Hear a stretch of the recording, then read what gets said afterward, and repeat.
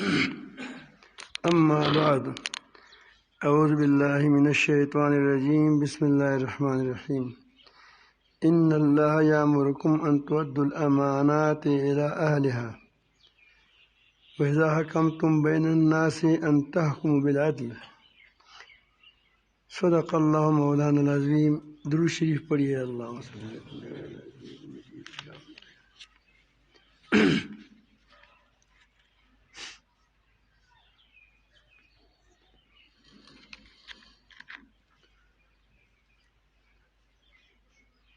یقیناً اللہ تمہیں حکم دیتا ہے کہ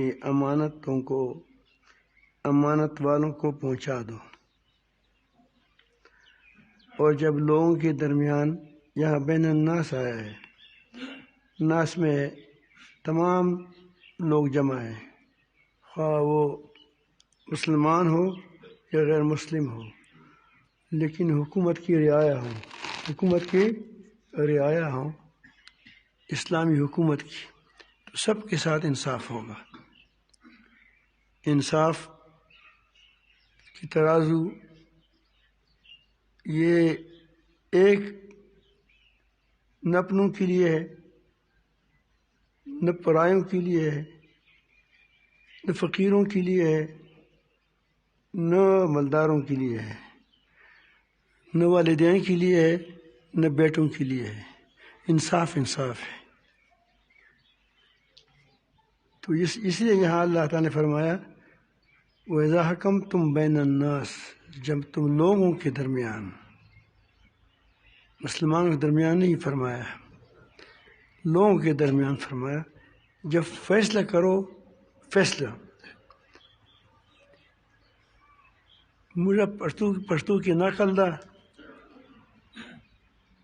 کہ کتاک لواڑ د خپل د پاره وایا خبره د خدای د پاره کوه۔ لاٹھی سوٹی اور بندوق وغیرہ کا وہ اس کے لیے چلایا کرو، کس کے لیے؟ اپنوں کے لیے۔ لیکن جب بات کرو تو کیا کرو؟ فیصلے کے لیے بیٹھ جاؤ تو فیصلہ ٹھیک کرو گی۔ فیصلے کا تعلق اور چیز سے ہے، اس کا تعلق امانت سے۔ کسے؟ امانت سے۔ جب کسی قاضی کے پاس دو آدمی آ جاتے ہیں، ایک اس کا بیٹا ہے اور دوسرا اس کا پرایا ہے، تو وہ بیٹے کی طرفداری نہیں کرے گا، جو حق ہوگا وہی کرے گا۔ تو اللہ تعالیٰ حکم دیتا ہے کہ تم امانتوں کو، حقداروں کو اس حق تک پہنچاؤ۔ یہ امانت کا لفظ مفہوم ہم اپنے اندازوں میں، اپنی زبانوں میں، اپنے روایتوں میں یہ سمجھتے ہیں کہ کسی کو قرض، کسی کو کے پاس امانت رکھ دیا، مال یا متاع یا پیسہ، پھر اس نے تم کو منعن اسی طرح واپس کر دیا، ہم کہتے ہیں کہ یہ امانت دار ہے۔ حالانکہ امانت داری کا مفہوم بہت وسیع ہے۔ ہر ذمہ داری تم پر جب عائد ہوتی ہے، جو خواہ تم نے قبول کی ہے یا آپ پر اس معاشرے کی وجہ سے یا اس کے تعلق سے تم پر آتی ہے، اس کا ادا کرنا، پورا کرنا، یہ امانت داری ہے۔ اگر اس کے خلاف کرو گے تو امانت داری کے خلاف کرو گے۔ مثلاً آپ اسکول میں مفت پڑھاتے ہیں، ایک پیسے بھی نہیں لیتے، اللہ تعالیٰ نے تم کو بہت کچھ دیا ہے، ایک آنا بھی نہیں لیتی یا مدرسے میں یا اسکول میں، لیکن آپ کبھی آتے ہیں کبھی نہیں آتے، یعنی آپ کے وقت مقرر نہیں ہے، اور آپ بچوں کی تعلیم کی نقصان پہنچا رہے ہو، تو یہ تم خیانت کرتے ہو۔ وجہ کیا ہے کہ تم نے اگرچہ مدرسے سے پیسہ نہیں دیتے ہو، بلکہ تم دیتے ہو، لیتے نہیں ہو۔ اسکول مفت چلاتے ہو، لیکن آپ نے ایک کلاس لیا ہے تو اس کلاس کو جو اسباق ہیں اس کو تمہیں پوری کرنے ہوں گے، کیونکہ تم نے گویا جب اپنے سب طلباء کے لیے شروع کیا تو طلباء کا حق آپ پر آ گیا کہ تم اس کے لیے وہ کتاب پورا کر لیں۔ اگر نہیں کرتے ہیں وہ ذرا اور چیز ہے، تو پھر کیا ہوگا؟ تم خائن میں لکھ دیا جاؤ گے۔ آپ نے ایک گدھا خرید لیا، گھر لایا، اس پر بار ڈالتے ہو، اب اس ساتھ تمہارے کوئی اسٹام نہیں لکھا ہوا ہے گدھے کے ساتھ کہ تم مجھے چارہ دو گے اور میں وہ تم کو کیا کرے گا؟ کاروبار، کیونکہ وہ بار اٹھائے گا۔ لیکن اب پر خود بخود تم پر اس کے حقوق نہ آ گئے۔ ایک اونٹ نبی کریم صلی اللہ علیہ وسلم کے پاس گزرا تو وہ رو رہا تھا، تو اس نے اپنے زبان سے، حال سے یا زبان قال سے اس کو عرض کیا کہ مجھ پر میرا مالک بہت بار ڈالتا ہے، مجھ سے بہت کام لیتا ہے، چارہ کم دیتا ہے، یعنی حق پورا نہیں دیتا۔ نبی کریم صلی اللہ علیہ وسلم اس کو بلایا، اس کو سمجھایا۔ تو یہ امانت کی جو مفہوم ہے یہ بہت وسیع ہے، بہت بڑا ہے۔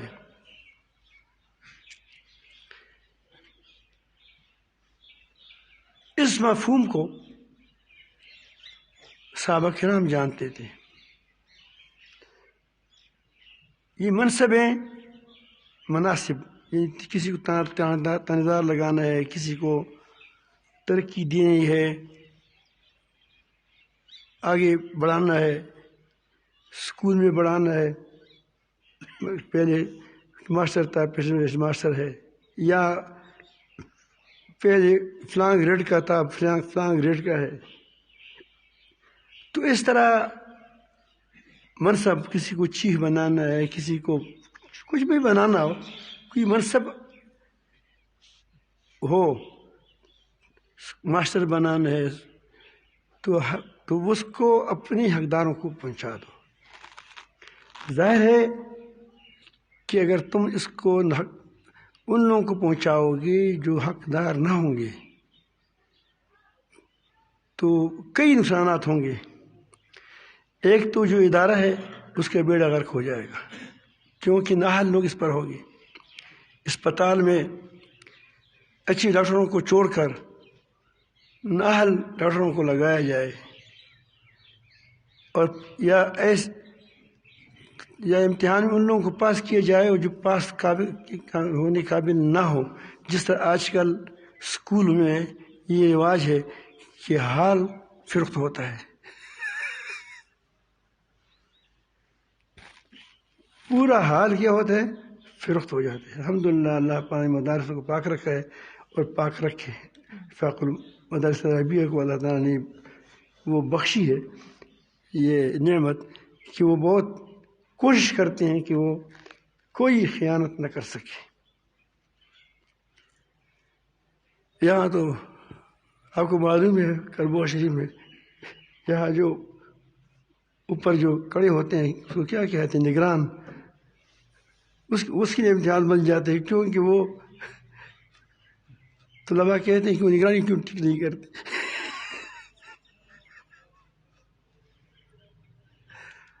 لیکن یہی الحمدللہ تقریباً ہر جگہ ہوگا۔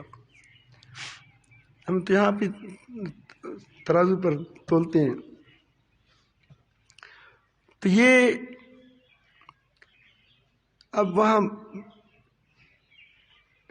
بعض اسکولوں میں اس لیے بچے جاتے ہیں کہ اس کا حال فروخت ہوا ہوتا ہے، اور جب حال فروخت ہو جاتا ہے تو اس کے لیے کاپی لانا بھی ٹھیک ہے، بلکہ حل کیا ہوا پرچہ اس کے پاس آ جاتا ہے۔ ایسے لوگ اگر ڈاکٹر بن جائیں تو یہی کرنا ہوگا پھر۔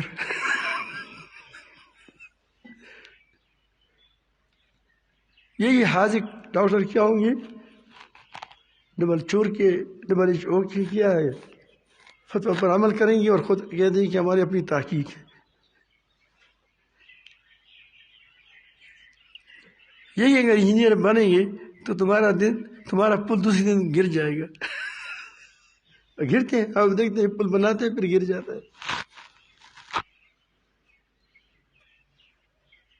اب یہ منصبیں کیا کرتی ہیں؟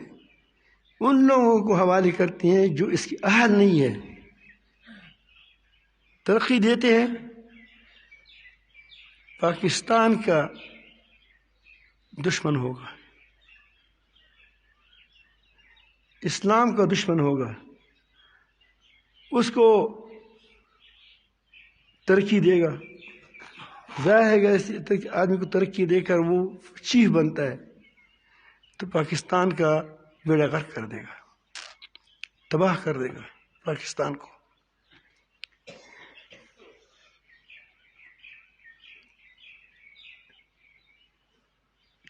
جب بعض لوگ آ جاتے ہیں چیف وغیرہ، آپ دیکھتے ہیں کہ اس کی ملک تباہ ہو جاتا ہے، ملک برباد ہو جاتا ہے، ملک بے عزت ہو جاتی ہے، بلکہ ملک دوسروں کے حوالے کیا جاتا ہے. یہ کیا ہے کہ انہوں نے ٹھیک فیصلہ نہیں کیا.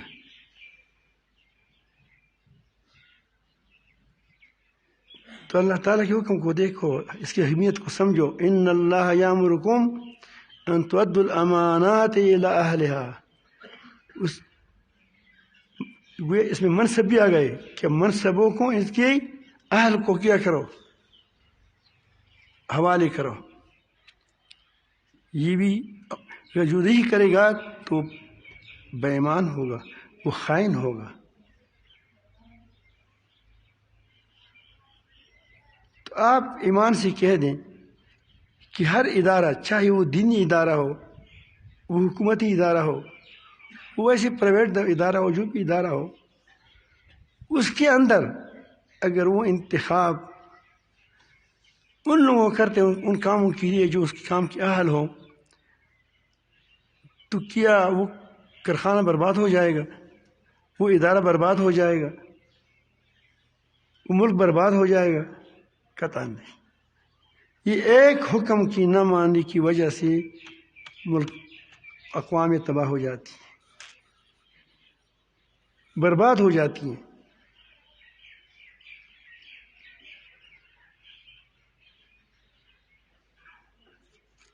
حضرت ابوبکر صدیق رضی اللہ تعالیٰ عنہ نے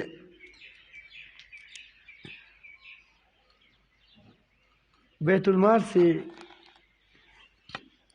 6000 یا 1500 درہم اپنی زندگی میں کھائے تھے.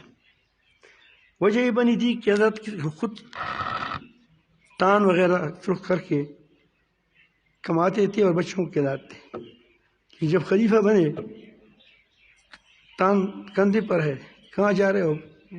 ویسے 1-2 تان فروخت کر کے پھر حکومت کے کام کریں گے، بچوں کو تو کھلانا تو ہے. پھر اس کے لیے ترتیب بنائی گئی کہ کم سے کم اس نے اندازہ لگایا کہ اتنا اس کا وظیفہ ہونا چاہیے.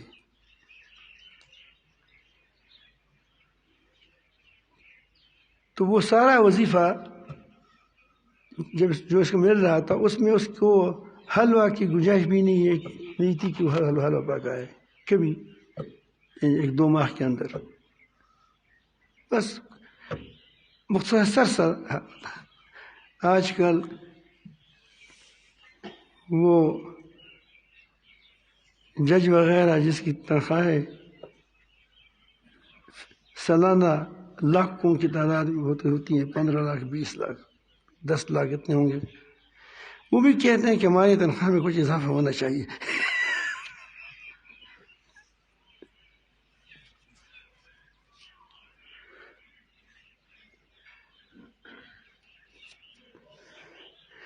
اور جب فارغ ہو جاتے ہیں تو پاکستان نہیں ٹھہرتے.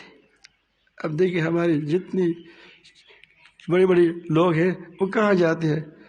جب یہاں سے فارغ ہو جاتے ہیں تو اگر وہ پاکستانی ہوتے تو پاکستان میں ٹھہر جاتے، تو پھر وہ لندن میں کیا کرتے ہیں؟ پھر وہ جزیرے کیوں خریدتے ہیں وہاں، کوئی وہاں افریقہ میں، کوئی کہاں کوئی کہاں، یہ کیوں یہاں سے جاتے ہیں؟ یہ ملک کس کا تھا؟ نہیں، یہ ملک دوسروں کا تھا. یہ ملک وہ اس کو ملک نہیں سمجھتے تھے، صرف وہاں سے پیسہ سمیٹ کر کے دوسروں قوموں کی خدمت کر کے اور اپنے ملک کو تباہ کر کے اس کے پاس، اس لیے انہوں نے یہاں جگہ نہیں دیتی. ساقی مسار کہاں چلا گیا؟ تب پاکستان کا بہت بڑا صادق الامین تھا.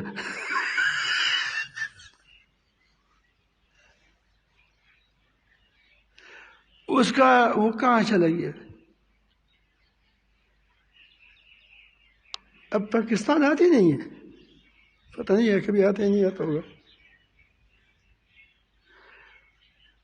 تو اسی کا نتیجہ ہے ملک اسی لیے تباہ ہو جاتے ہیں کہ وہ منصبوں کو غیر اہل کو دیتے ہیں. تو ان کو 7,000 روپے 6,000 روپے کی درہم یا 1,500 درہم انہوں نے واپس کر دی، پھر واپس کر دی. وہی زمین فروخت کی اور وہ اس کی جو آیا وہ سب پیسہ اس کو واپس کر دیا.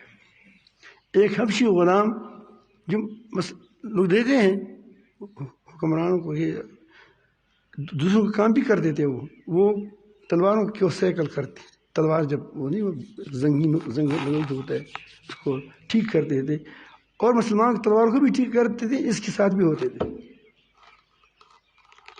اور ایک اونٹنی جس پر پانی لایا جاتا ہے، اس طرح تو نہیں کہ ہر جگہ اپنا نل لگے ہیں، ہر کمرے کے اندر نل لگا ہوا ہے، دور سے پانی لایا جاتا ہے، اس پر اونٹی لایا جاتا ہے. تیسرا ایک چادر تھا جس کی قیمت 1.25 درہم تھا. یہ سکھ وہ رہ گئے تھے وفات کے 3 چیزیں. تو ظاہر کی اونٹنی بھی تو حکومت، تو اس نے وہ ساری 3 چیزوں کو، 3-4 چیزوں کو حکومت کو واپس کر دیا کہ یہ حکومت کا حق ہے، بیت المال کا. وہ جانتے تھے ایسے لوگ دنیا میں انقلابات لاتے ہیں، پوری دنیا پر حکومتیں کرتے ہیں.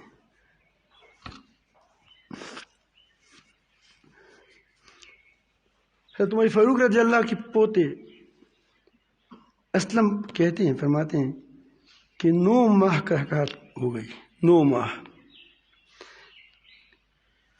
اور ان 9 ماہ میں ایک ٹکڑا گوشت حضرت عمر فاروق رضی اللہ تعالیٰ نے نہیں کھایا. ایک ٹکڑا گوشت. عرب کا گوشت کی بڑی شوقین تھے، اونٹوں کو ذبح کرتے تھے، 10 اونٹ 100 آدمی کھاتے تھے. ہمارا تو ایک اونٹ بھی کیا کرتے،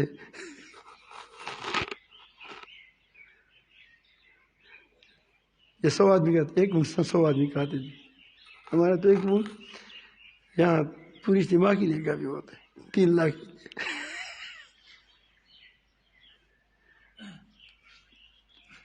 حالانکہ لنگر میں سینکڑوں اونٹ گوشت پکایا جاتا تھا.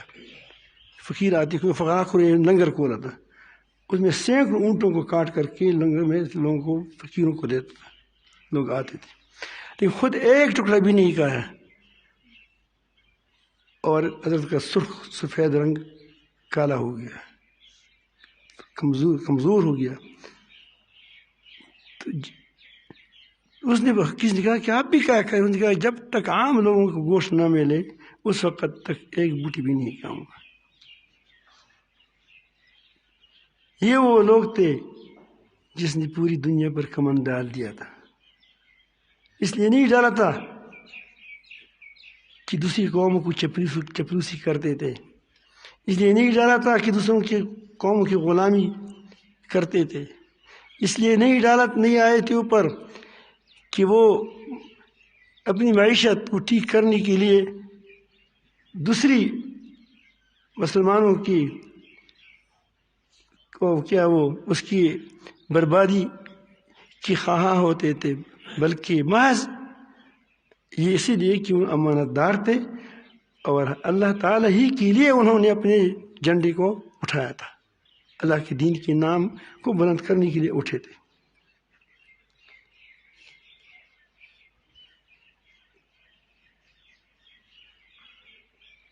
ابن کثیر رحمۃ اللہ لکھتے ہیں کہ خلافت کے بعد وہ حضرت عبداللہ بن حضرت عمر بن عزیز رضی اللہ عنہ جو صحابی نہیں ہے، جو تابعی ہے، اس کو ہمارے ثانی بھی کہا جاتے ہیں، اس کی بیوی جب وہ گھر آئے تو بیمار ہو گیا۔ جب اس کو خلافت ملی، وہ ملی تو بیمار ہو گیا، کب کی بھی تاری ہو گئی۔ تو کہتے کیا ہوا؟ اس نے کہا کہ مجھے ذمہ داری ڈالی گئی ہے۔ تو لوگ تو خوش ہوتے ہیں کہ میں پھر دیکھتے ہیں جو آدمی میں نہیں بھی بنتے ہیں، پہ بھی بنتے ہیں، پھر دونوں کو درزا دیکھو درز ہوتا ہے، ڈول بجاتے ہیں، یہ ہوتا ہے وہ ہوتا ہے۔ تو انہوں نے پوچھا تو انہوں نے کہا کہ کیا؟ انہوں نے کہا وہ یہ ذمہ داری آئی ہے، وہ لوگ ذمہ داری سے گھبراتے ہیں، جو لوگ ذمہ داری سے گھبراتے ہیں وہ ذمہ داری کو پورا کر سکتا ہے، کیونکہ اس کو احساس ہوتا ہے۔ جو لوگ ذمہ داریوں کے لیے سینہ تان کر کے مجھے دے دو، میں اس کا ہوں، بے داغ ماضی والا میں ہوں، اس کو مت دو۔ اس کے اندر احساس ذمہ داری نہیں ہے۔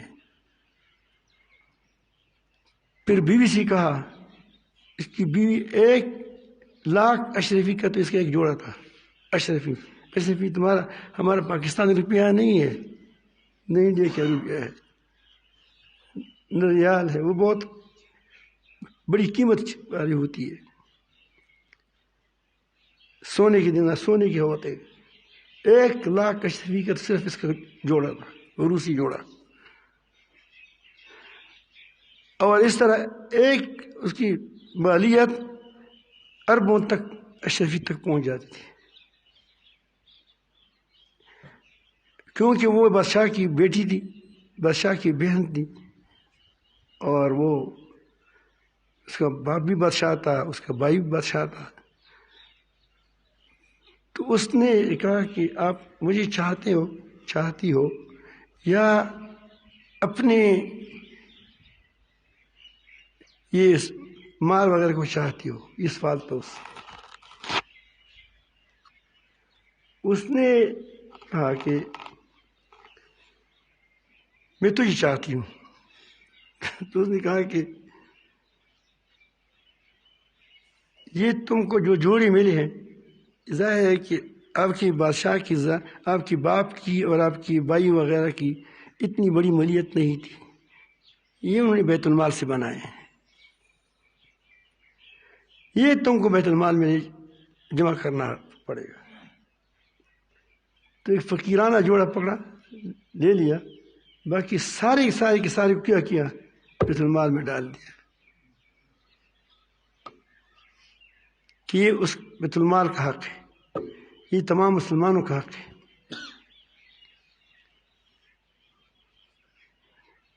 ایک بار بہت بڑا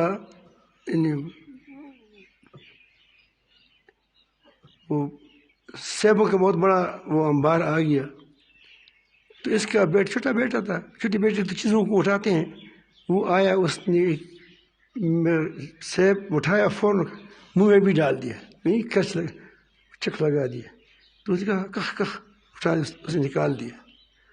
وہ رو پڑا کہ مجھے بچوں کے پاس کیا ہوتا ہے، بچوں کا بہت بڑا اسلحہ کیا ہوتا ہے؟ رونا ہوتا ہے۔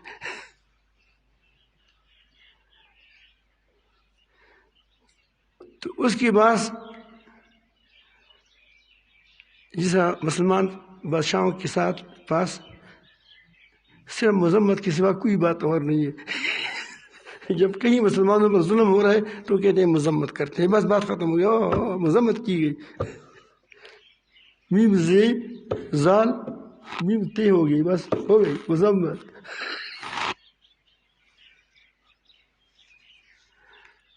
تو گھر آ گیا. تو جب حضرت گھر آئے تو دیکھا کہ گھر میں خوشبو ہے. پہلے زمانے کی چیزیں بھی خوشبودار تھی، لوگ بھی خوشبودار تھے، چیزیں بھی خوشبودار تھی. ہمیں خود یاد ہے کہ ایک کلاچی سی خربوزے آتی تھی اتنے بڑے بڑے. جب گھر میں پڑا ہوتا تو ہم جاتے کہ گھر میں پھر خربوزہ آیا ہے. آج کل تو خربوزوں کا انبار ہو خوشبو نہیں آتی، لوگ بھی خوشبو بن گئے. تو اس نے کہا کہ سیب کہاں سے آ گیا؟ اس نے کہا کہ بچہ آیا تھا رو رہا تھا تو میں نے وہ جو پڑوسی تھی اسے 1-2 روپے قرض کر کے، ابھی بادشاہ کی بیوی ہے، ہمارے بادشاہوں کی بیوی کو دیکھ. اور وہ بادشاہ کی بیوی، بادشاہ کی بیٹی، بادشاہ کی بہن، تو وہ رو رہا تھا، اس لیے میں نے اس کو وہاں سے 2 روپے قرض کر کے اس میں بازار میں بک رہے تھے، میں نے بازار میں لے لیا، اسے کسی کو بیچ دیا. یہ ہے وہ امانت جس سے آدمی کو قوموں کو اللہ تعالیٰ اٹھاتا ہے. اللہ تعالیٰ قوموں کو گرانے اٹھانے کی اصول اور ہے، ہم اس کو اور چیز میں ڈھونڈتی ہیں تو اس سے ہم نقصان کرتے ہیں. بلکہ ایمان کی جڑوں میں امانت ہے، ایمان کی بنیاد ہی امانت ہے. اس لیے نبی کریم صلی اللہ علیہ وسلم فرمایا لا ایمان لمن لا امانت لہ. اس فیصل یہاں اللہ تعالیٰ نے بطور مثال وَإِذَا حَكَمْتُم بَيْنَ النَّاسِ بولا کہ عام طور لوگ اس کو امانت میں شامل نہیں کرتے. یہ بھی امانت میں شامل ہے. ظاہر ہے کہ میرے پاس سامنے ایک زید کھڑا ہے، ایک بکر کھڑا ہے، اور میں زید کے حق کی فیصلہ کرتا ہوں حالانکہ حق بکر کا بنتا ہے. تو میں نے زید کا حق مارا ہے نہیں مارا؟ ہم کہتے ہیں بہت اچھا تانے دار ہے، بہت اچھا قاضی ہے، دیکھو میرے حق میں فیصلہ کر دیا. تو اس دوسری کا جو حق مارا، یہ انصافدار نہیں، یہ بے ایمان ہے. انصافدار ہوتا اپنی جیب سے دیتا. کوئی بات نہیں، آپ دونوں کا مسئلہ ہے کتنا 2 لاکھ کا، میں دے دیتا ہوں، بس آپ کا جھگڑا ختم. ہم وہ کیا کرتے ہیں، اس کا حق کس کو دیتے ہیں؟ اس کو ہم کہتے ہیں کہ انصاف.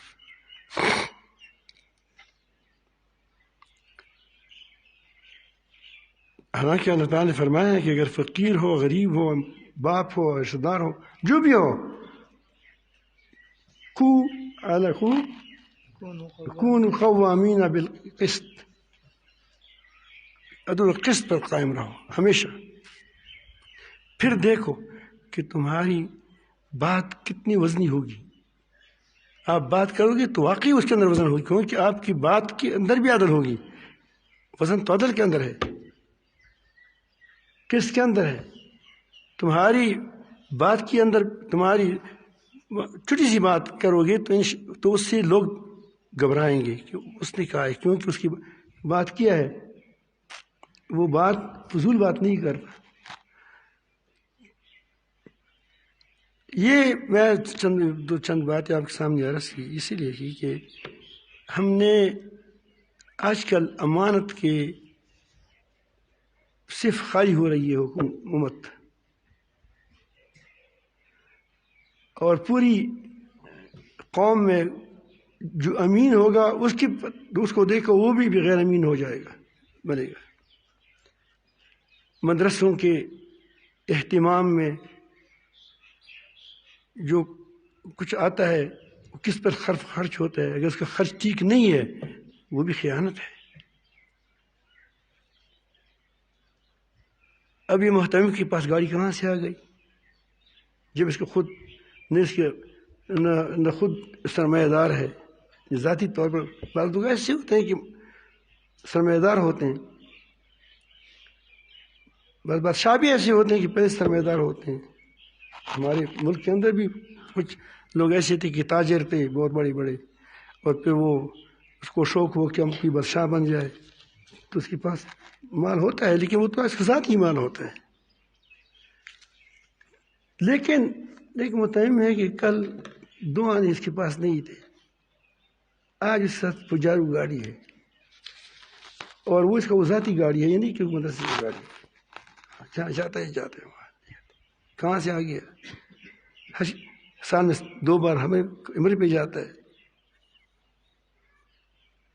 حج تو لازمی ہے. کہاں سے آ گیا؟ تو خیال رکھیں کہ آپ کس چیز کا پیسہ کھا رہے ہو. نبی کریم صلی اللہ علیہ وسلم عاملوں کو بیچتے تھے، یعنی وہ اس کے، تو جب وہ عامل واپس آتا تھا تو وہ کہتے تھے کہ یا رسول اللہ، یہ مجھے لوگوں نے ہدیہ دیا اور یہ مجھے وہ عشر دیا. تو نبی کریم صلی اللہ علیہ وسلم اس کو فرماتے تھے کہ تم گھر بیٹھتے پھر کوئی دیتا ہدیہ. یہ جو تھے وہ بھی کس کا ہے، یہ بھی بیت المال میں جمع کرو. ظاہر کہ آپ چندے کے لیے کہاں چلے جائیں تو وہاں تو آپ کو کچھ دے گا، تو کہتے ہیں آپ یہ آپ لے لیں فلان تو آپ کی ہے چندی. اب جب گئے وہاں ہے، آپ نہ جائیں چند آپ کے پاس ہدیہ کوئی رائے ٹھیک ہے وہ مانیں گے، لیکن تم تو وہاں گئے ہو. شرماتا ہے بیچارہ، اسی چندے میں سے کچھ اس کو دے دو کچھ اس کو دے دو، کوتی علامود کرتا ہے. تو کھاتا سب خراب ہے، اوپر سے نیچے تک خراب ہے. تو اپنے کھاتوں کو ٹھیک کرنا چاہیے، چاہے وہ حکومتی کھاتے ہیں چاہے وہ مدرسوں کے کھاتے ہیں. مدرسے کے کھاتے کے ٹھیک کرنے کا مطلب یہ نہیں کہ کوئی تاندار آ جائے ہمارے مدرسوں کے کھاتے ٹھیک کرے، خود مدرسے پر تانے دار کو جو پہلے سے رشوتوں کا عادی ہے اس کو مقرر کر دے تو اس میں ابھی سائز میں ہو جائے گا.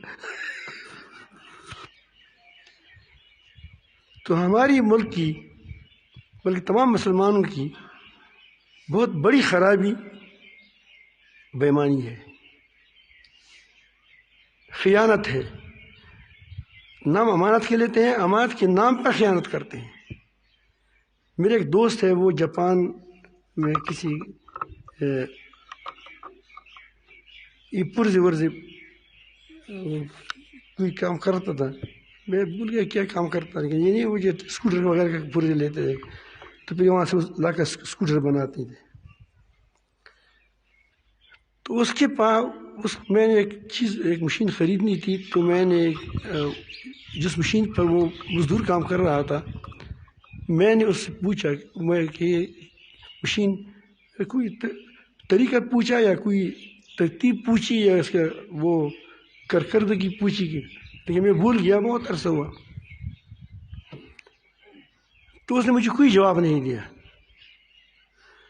جب ٹائم ختم ہوا تو پھر اس نے مجھے بلایا کہ یہ ایسا مشین ہے، اس طرح کرتے تو اس نے کہا تمہیں مجھے پہلے کیوں نہیں بتایا؟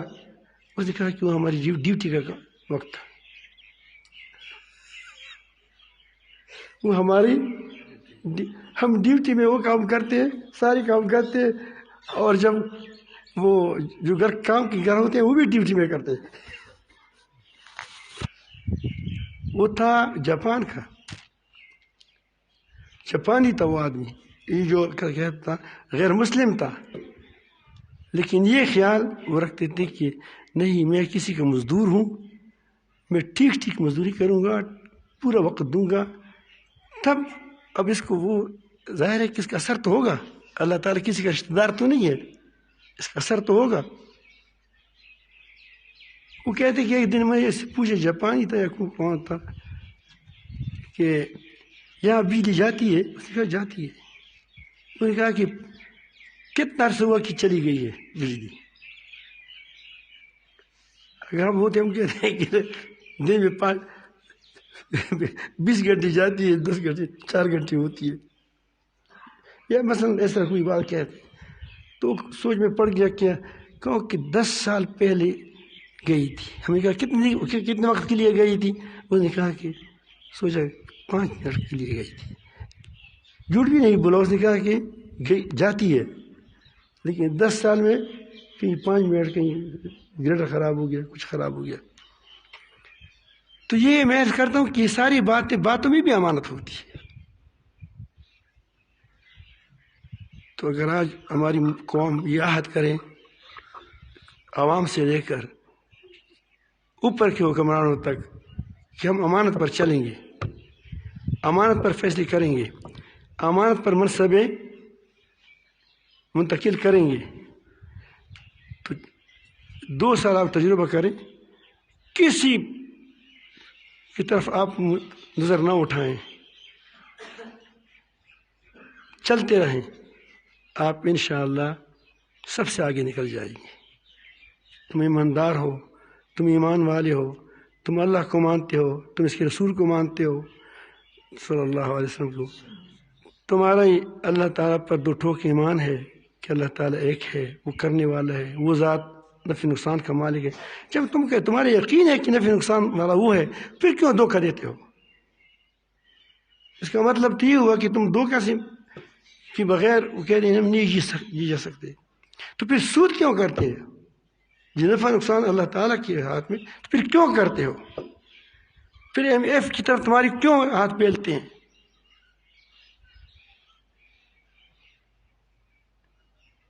ان دجالوں نے آپ کو کیا دیا سوائے غربت کے اور سوائے جہالت کے؟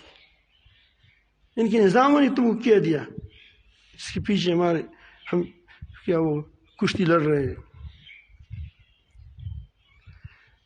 اس کے لیے امت کو سوچنا چاہیے، فکر کرنا چاہیے کہ ہم نے کیا کیا پایا ان نظاموں سے، یہ جمہوری نظاموں سے، یہ جو یا دوسری نظاموں سے، یا دوسری IMF سے وغیرہ سے، سود خوروں سے ہم نے کیا حاصل کیا، کیا فائدہ کیا ہم نے اسے، کتنا دیا اور کتنا ہمیں برباد کر دیا. تو اگر آپ اس کی جڑوں میں دیکھو گے یہی خیانت نظر آئے گی. اللہ تعالیٰ ہم کو خیانت سے بچائیں، ہمیں امانتدار بنائیں. اللہ تعالیٰ جل جلالہ ہماری قوم کا امانتدار بنائیں. اللہ تعالیٰ جل جلالہ مسلمانوں کو عزت دے، ترقی دے، خصوصاً پاکستان کو اللہ العالمین ان کی حفاظت فرمائیں، اور اس کو رب العالمین جل جلالہ توفیق عطا فرمائے کہ اپنے فیصلے خود اپنے مفاد کے لیے، اسلام کے مفاد کے لیے اور مسلمان کے مفاد کے لیے کیا کریں.